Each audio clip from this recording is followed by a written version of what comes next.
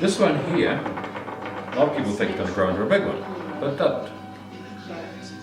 It grows just a wee bit bigger, and it's got a funny name, and I do not know why, but they call it a virgin Paua.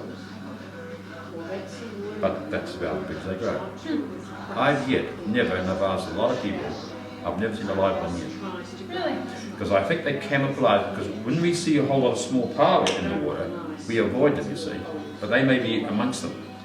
So they camouflage themselves. If I seriously look, I might be able to find some. But see, we don't bother, we're looking for fish, we have our hand as a guideline as we're looking for a shell. So that's your 3 different species there, you see, bang, bang, bang, those 3 there, that's the New Zealand species. Australia got 5, through America and Canada, they got all their species there, which they all call abalone. Australia call these abalone. And to give a common name for the meat, so all over the world, if you can find all over the world the shell, the common name is abalone. So abalone meat is how it's sold. The New Zealand abalone or Paua, there's no other shell that has those colours throughout the world.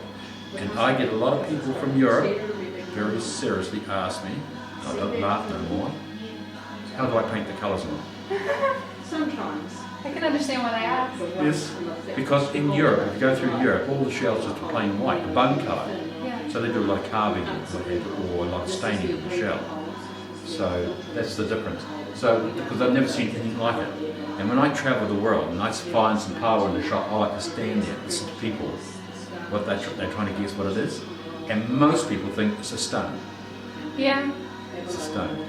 They cannot comprehend it's a shell. When I turn around and say it's a shell, they look at me a bit, like, how do you know to start? And I try to explain to them that I do work with it, it's my business. It's actually a shell. And when they call the shop assistant over it, she said, yeah, it is a shell. You know. Okay, we'll go at the back out here now. I'll just leave those 2 there so I don't leave them alone. That's the main reason they go for abalone, is the meat, not the shell. The shell's a second product. So this is it here, the main thing. It's in the day's paper. It's always in the paper about Paua shell because of their poaching throughout the world is massive. Because the Chinese want every part that they can get. So we're very, very strict in all our countries. In Australia and New Zealand now we've become extremely strict because Canada was an area that was basically wiped out of their abalone. There's very few little abalone now from the British Columbia area, and it's not very good shell anyway to work with. That's absolutely full of worm. You've heard of our jade, greenstone? Yes. Okay. Well, you know where the bulk of that comes from? British Columbia. Really? My brother lives there. That's funny. Yes, because the British Columbia jade and the New Zealand jade, scientifically and everything, is identical. Huh. It's identical. Wow. So we have a Chinaman in Christchurch. He has a mine over in British Columbia, and he mines it, and it all comes to New Zealand. Wow. And a lot of the places now, through the main area of the west coast, is the west coast of New Zealand is the main area where all the jade is and made, and you'll find nearly 80% of the jade they're working with are all British Columbia jade. There are reasons for it. As I said, it's exactly the same. But you see, all the jade belongs to the Maoris. And the Maoris here of the South Island, Ngā Tahu, Maoris, they own it. Therefore you have to have special permission, and you don't want to upset the Maoris in any sort of way. So a lot of people, well, why bother? But buy British Columbia jade, cheaper, same thing. So here, if you're buying it, yeah, make sure it's New Zealand. And if you're going to want to buy Paua items, well, you do want something that's, you know, made in New Zealand. Yeah. That's very rare to find. So that's why I'm very popular. I do not advertise myself. I keep very quiet, but people find about me all the time throughout New Zealand. I've got people coming down the next week or 2. They want to make all their items for Dubai. I don't know whether I've got enough time to do it, but anyway, it's up to them. Tasmania, that's Australian one. As I said, they have 5 species there. Off the coast of France, the Guernsey Islands, or Jersey Islands, they call them Mormers. So every country has got their different names. Like we have is called Paua. South Africa now, or through Africa, is where the massive poaching is done. 6,000 tonnes getting poached there every year at the moment. They're trying to stop it, but they're finding it very difficult because the people that are poaching it there are the locals, and there are people that are so poor that a lot of people just turning their backs and letting them do it, so they can earn some money to get some buy food. So the Chinese have realised that, and so they're really using them. Okay, we'll get back into the story here. Right, the shell's given back to me in this stage here, like so this here. That part there is obviously where the meat is attached to, the big muscle there. This here, this big thick piece is like your rib, because that's where its stomach is, all around there. What do you think the holes are? Breathing? Yes. It's breathing and everything else it does is there. And if you were to touch the creature, it'll shoot water out through there and suck onto the rock. There's no way you better pull on that size off. No way. You can pull small ones off and what have you, but it's got to have those holes. And sometimes if a rock was to fall on it, they have a lot of accidents with rocks and rough sea. If it cracks along there, it'll self-mend itself and it'll block its own holes, and eventually it will die because it has to then breathe through its mouth down here, and because it's lifted itself up, it'll have starfish and octopuses then can bit their arms under there and pull them off. And other little creatures can get under there too and eat it, so it's got to have its holes. Otherwise, so my first job is because it's either got that crustation on the shell, so develop that colour, and it's done physically. A lot of people say to me you're using acids and what have you. I have worked with acids, but we've got to realise the acid then tacks inside here too. So it's all physical. And most of the people that I find the best to work with this sort of work here are people that are, especially around this area, are surfers. People that surf, they have the power up in here. This is why you'll see I'm bulkier up in this area here. Our swimmers and what have you, people that have got muscle out here because of the sheer physical of grinding the shell. So we grind that shell off there. And the first stage, if I can find, I can't find a proper one here just yet. But anyway, the first stage is just a rough grind where you start to see the worm marks and what have you in the shell. We only work till we take the crustation off the shell. Don't worry too much about the colour of the first stage of grinding. Then the second stage is when we start now to, this is where the skill starts coming in. So it's quite physical with the first, the second one's more skill, and you're bringing up the colour of the shell now. At that stage I have to decide whether I'm going to leave it like that there, make it a beautiful polished shell, or do I cut it up into jewellery? So that I have to grade from that stage. That's what I'm doing right now. Actually, we go in there. This is the rough stage you can see of the shell sitting here. Now with the fine grinding wheel, you can see the fine grinding stage now. And these shells here, I'll look through them and see which is going to be for jewellery and what's going to be for a polished shell. Most of them I'm hoping to be in jewellery because I've got so many orders to do. And sometimes I have to go very hard. I hate destroying a beautiful shell, but sometimes I have to. I've just finished doing that with some now because some people want some crosses made. So I have to use really good shell to make the crosses. So this is where I spend a lot of my time in here doing shells, and this shell definitely will be mainly for doing chip. Where the ladies, when they're feeling angry, they'll come and jump all over this and break it all up. Put it through tumblers, and our chip is very, very popular. People use it for all their hobby type things, making picture frames or to put onto different items, postcards, all sorts of things. They'll put a little bit of chip on and what have you. So that gives you an idea where all the rough grinding is done. You can see how these massive air suck in the air because this is very, very fine dust. And as you can see, just about everything you touch or if you lean against will have a dust on you. So, you have to wear your dust masks and what have you, and this job is extremely noisy, so we have ear muffs on here. And we're very lucky today because ear muffs have beautiful receptions of FM radios and what have you. And now the latest ones you can put in your iPods and all sorts of things now through, you can hear whatever you want to hear now. The latest one's just cool. Well, we head back out there again, so this gives you an idea of the rough and the fine grinding. It's a lot of Blade, and I've been doing that this morning. Diamond blades in the machine over there. I cut up the pieces.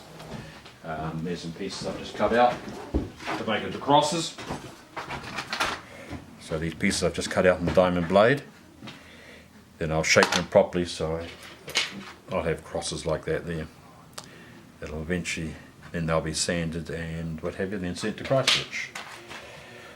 Right, so that's done there, all cut out, put into a tumbler. The tumbler does, in the tumbler we put sandpaper grit. You know what sandpaper is? Okay, there's stuff that's on it, we buy it as a powder. Put it in there, and it's in the vibrator tumblers, and you put and it's vibrating like this all night, so it's sanding itself. Comes out the next morning, and it goes to the machine down the far end there, and they grade the shells out, and then they do the orders with the shell. We'll head down there later anyway. We don't want to What kind of grit is it? Like what level? You can get every level you possibly can. Ginny, I use somewhere in about 400, what have you. But you can go up to 3,000. Yeah. You know, so if you wanted shell to do a real good polished shell, you go up very, very fine. Then you go into toothpastes and all other different types of liquids that we experimented with. Corns, another one people like to use. Walnut shells. The oils come out of that and makes a beautiful finish of it. But I don't need that because go to that stage there. Okay, once it's all done, right. As you can see on here, there are other shells here. Now there's one shell here. I don't know whether any of you can guess this shell here at all. This is a freshwater mussel. There's 6,000 species of freshwater mussel, and because they like the colour on this one here, like this here, I had to get this shell from America. It comes from the Mississippi River. The shell. We've been there. Well, that's where this comes from. They farm these in the Mississippi River. It's a mud mussel, and I looked at photos of it, and they have them in big drums, and they grow them in there. And they do eat the meat. Also, from these here, they can make little beads out of it, which they implant into the black mother of pearl to develop beautiful colour into the black mother of pearl. So that's one mussel that I do use. As you can see, there's the colour underneath that. Pretty. So I make a lot of jewellery out of that. And then there's another freshwater mussel. Wow. This one here. This one here comes from China. It's a mud mussel they call in China. People ask me, do they eat it? I imagine the Chinese would eat this. They wouldn't throw nothing away. So they sent one over to me. This is the one they sent over to me for a start off here, and I did this to see that I can make jewellery out of it. I said yes. So they sent 4,000 over for me Wow. to make jewellery out of. So that's where I'm slowly working at the moment. Now another shell. Can you guess what sort of shell this one is? Oh, it looks really familiar. Looks like an oyster shell. Yeah. Okay, and you're not far wrong. It is a member of the oyster family, but this is the black mother of pearl shell. This one here, you can find all throughout the South Pacific Islands, but this one here is from Tahiti. I find it the best of the shells. So you can see like this here. So underneath that, there, will be that colour there. Oh, wow. Okay. That's lovely. So then I've got to turn around now, cut that all up and make into jewellery. It's a shame. Because I can sell these for good prices. Again, I can show you on this one. This is why I've kept this one here, because when I made these for a company, they said that they didn't want this one here because of the worm mark. As I said, it's common to all shells.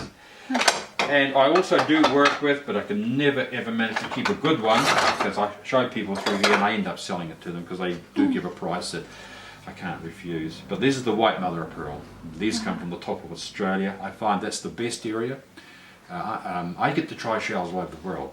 I have a friend just around the back who's a shell buyer. He has license to buy from everywhere in the world. So, and Indonesia does have a lot of it. Indonesia though has a lot of yellow in their shell, which a lot of my clients don't want the yellow. See the yellow like that? So by the time I grind all that out, it becomes very thin. As you can see, I do play around with other sort of shells here. This is our local mussel. That's pretty. Yeah. So I do make jewellery out of the shell for one person, because my son does this business. Doesn't work here. He's in Dunedin, and it's the only person I do jewellery for. Is out of this here. It is a harder shell to work with, but it is a beautiful shell, especially in the evening when you have under lights and this opal type colours come flashing out of the shell. That queen Paua that you showed me before, See, I do manage to take the stuff off it, but that's all through acids. None of my workers that I've had here never want to work with acids. I don't blame them because, man, they can knock you back. Okay, down this machine down here.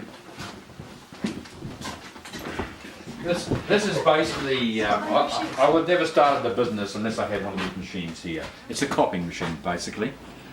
And you can see all the brown marks here. Every bag has got a brown, what we call a cam there, and each one's for a different client. They've all got their names up there, and when the people send their orders in, I opened, which I haven't this morning yet, but I opened up the orders and different clients have the numbers of all the different heart pieces they want here, like of hearts and korus. You know what a koru is? It's the curve, That's right. Very popular. I've got to do a lot more korus now because the order came through, and all the different sizes and the numbers that were required. So the lady sorted out the different, so they're all sitting shell pieces all around here, and whatever shape you've got to do, you just got to put one of those brown shapes onto there, put the shell in there, it'll copy it.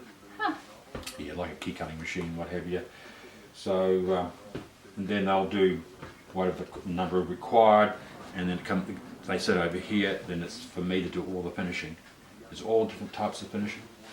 People that require it. Some want their shell left pure natural, some want to have a sprayed resin over it, some want it domed. So there's all these different techniques. And then you have your woodcraft people who want it left totally natural, because they put it into their woodcraft and they flush it off. So yeah, that machine's very important, but something else has happened. We'll go over here. This is where I used to did all my carving and what have you. I had these sort of machines here, diamond tools, similar to being at a dentist. You can see all the diamond tools sitting over there, and I'd sit there and do all the carving of the korus, hooks, and what have you. But technology now is all different nowadays. All I have to do now, I sit down with a girl at a computer. We put that design in the computer. Sit the shell over there, a laser beam comes over, cuts that out. Wow. So that's the difference. So we have 5 laser cutters in this town. Very lucky for a wee town like this, because they're mass producing this sort of stuff. This other company that sends 10 tonne of Paua over, there's one reason they do it. A lot of it actually does come back, but it comes back as sheet Paua. How do they do that? Yes, that's what they do in China. So this is called laminate sheet Paua, and a lot of your jewellery, a lot of your items and souvenirs in New Zealand are all made of this now. What did they do to it to make it that? Okay, if you look very closely, each strip's only about so wide and they're only about so long. And they're laminates, what's called laminate sheet Paua. And then all these little Asian girls on this great big conveyor belt just overlap each one, and it goes through a laminating machine. Out of the laminating machine, because then they're all glued, then they go through these grinders so they come out the other end like this here. Wow. Not only Paua, they do it with all shells. So white mother of pearl, black mother of pearl. And then what happens then, you can make that whatever your imagination wants to come up with. I've seen this on clothes, shoes. You put that onto, normally as a rule you put this onto a backing. See, like that backing there. Yeah, we've seen that on plastic, you know, cheap things. That's right. You'll find a lot of stuff's made like this here. Then you can, under the laser cutters, you can cut out whatever designs you want on there.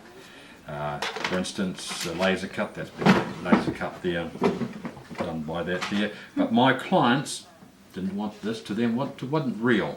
They still want, A real piece of shell. yeah, even though I'd say, no, that is shell. Okay, this is dyed blue, because that's how they wanted it. Because they was developing a market in Canada, and Canada wanted it blue. So I had to do that. I had no choice. So once they copied off, well, I found this is what happens with a lot of our businesses. They get a lot of us to do these items for them, and they said they're going to be big and what have you. But once I've made the item, what have you, they send it off to China, and they just copy. So I never hear from them again. Something you just have to accept nowadays. See, like so this here, Yeah, that's one of my clients, that's white mother of pearl, but it's cut out in the sheet. Then my wife sticks that onto there, then I do all the finishing on it. It's very pretty. I like that a lot. Yeah, that's for a client. That's one of my son's designs there. He has his own designs. We get a class every year from Melbourne, Australia, and this boy wanted this design here. It's quite nice too. So I did that. plus some other shapes for him. In fact, he's the one who got me started doing all this here, a 10-year-old boy. Before then I wasn't doing that sort of work, but once I did these items for him, then I showed my clients, and then they wanted the design work too. Kids are good for thinking outside the box, Oh aren't yeah, they? they're great. You know, so you've got your different hearts, what have you. A lot of people send their jewellery pieces down to me, and I'll do the shape for them, and some of them get me to stick it in also, or I'll do the shape and send off with them, and they'll stick it into the item. So that's basically, as you can see there, that's that part there. Okay, so that gives you a pretty rough idea.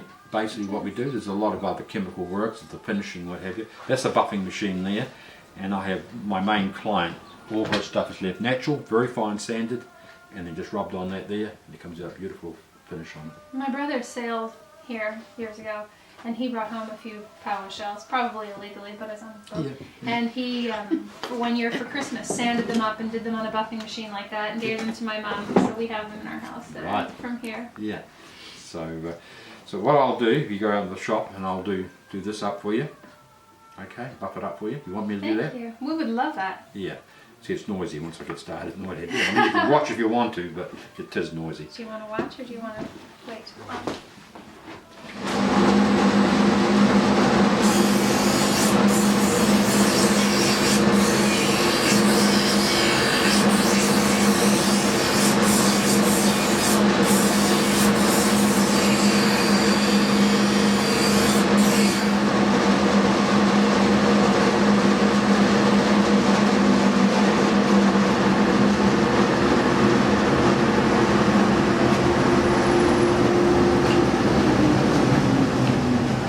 Now we go to the sanding stage. Cool. Beautiful coloured shell though. Nice.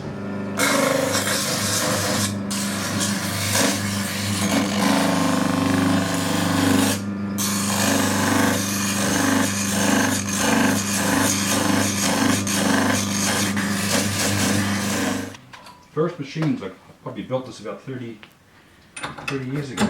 Wow. I was going to throw it out, and then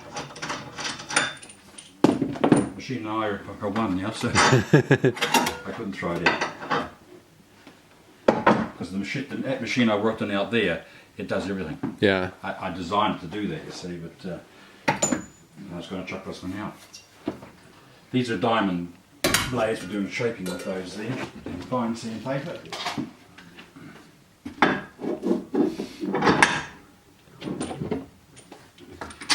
See, I have to design all my own machines because Yeah, there's probably not that big of a market for it, eh? no, you just can't go and buy them, so Yeah. you got to design them yourself. Lucky, that's what I am. I'm an engineer by trade, Oh yeah? fitter and turner, so I knew how to make all these things, Cool. so it was very handy.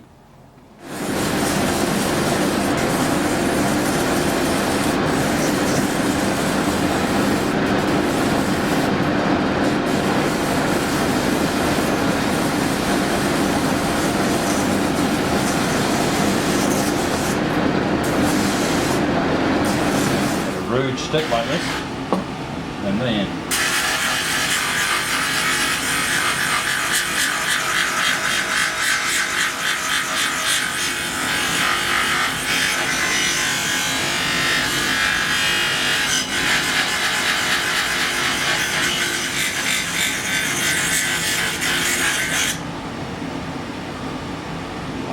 Amazing.